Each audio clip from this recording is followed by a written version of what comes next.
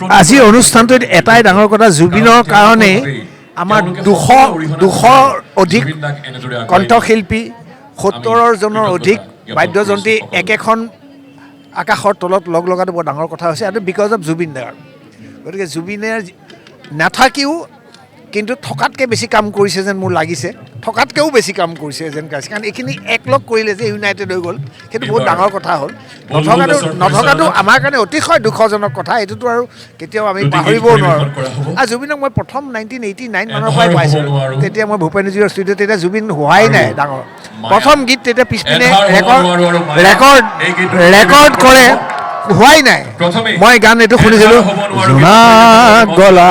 জাৰৰ নিশা মোৰ থৈ খেপাকে তেলি গতিকে তেতিয়াৰ পৰা শুনিছোঁ আজিও শুনি আছোঁ গতিকে জুবিন সদায় আছিল আছে থাকিব আমাৰ লুইত বৈ থকালৈকে জুবিন থাকিব